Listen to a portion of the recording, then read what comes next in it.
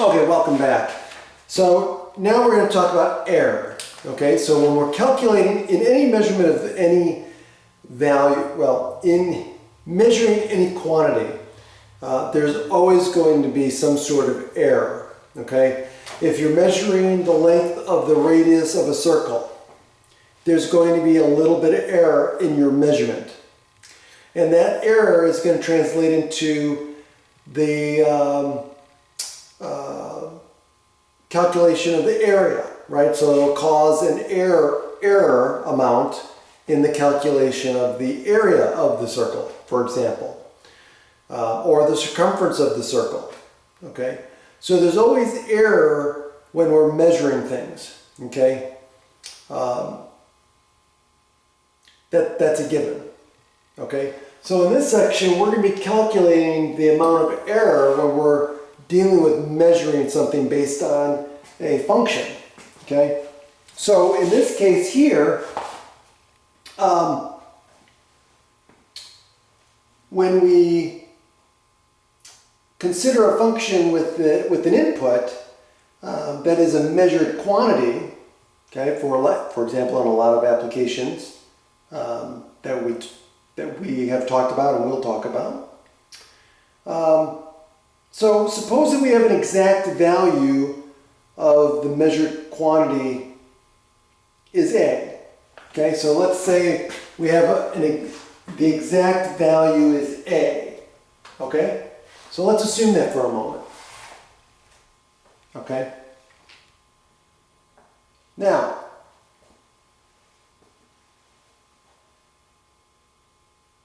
but when we measure it, we get a little bit of error.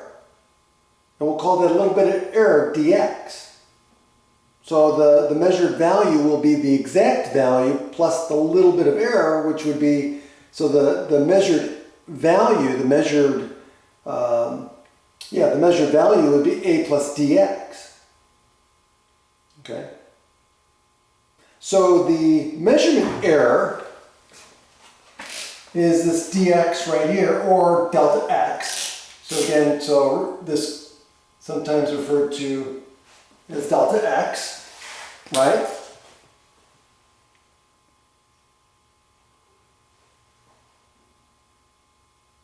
Now,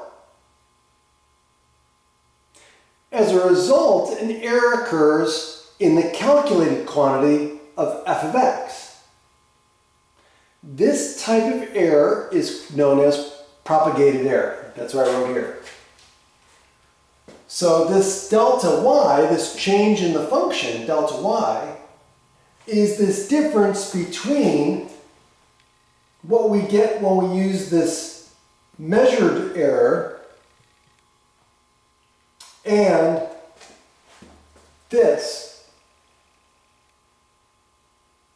Okay, actually that should be f of a. Yeah, that makes more sense.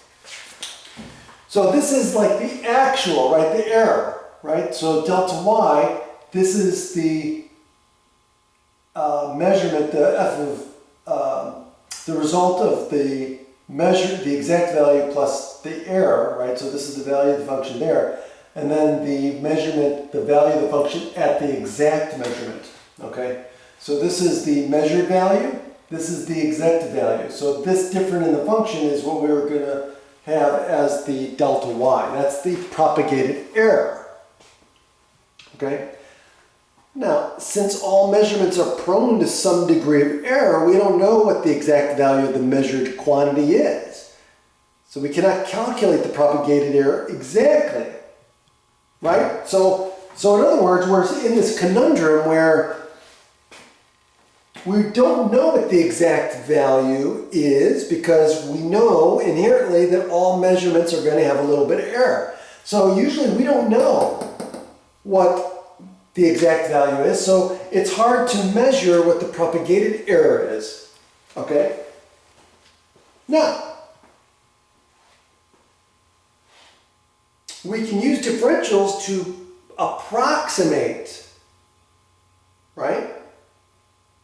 So, given an estimate of the accuracy of the measurement. So if we were given like an estimate of some of the accuracy, we can use differentials to approximate the given error. And guess what? What are we going to use? Okay? If f is differentiable at a, then guess what?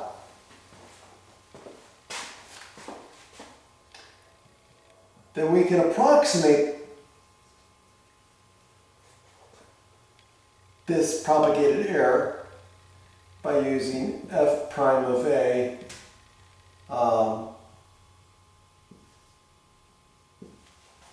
dx.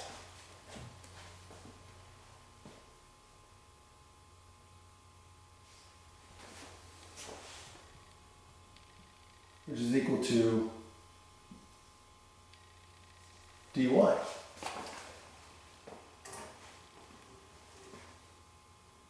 Well, approximately. Well, let me write it this way.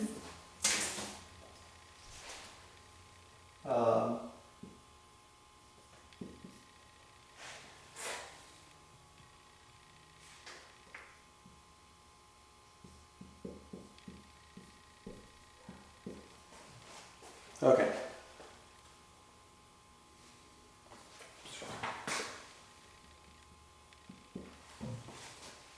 Okay, that's what I want to write.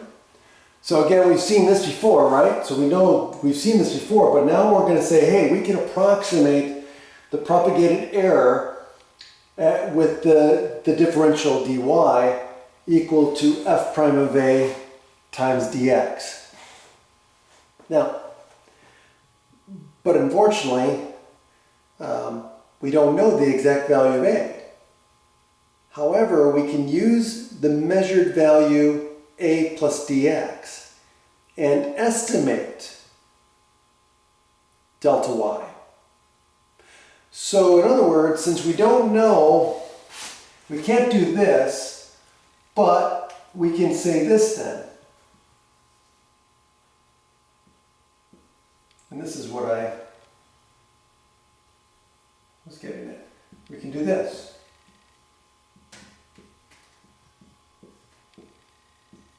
Okay, so now we can use that as an estimate. Okay?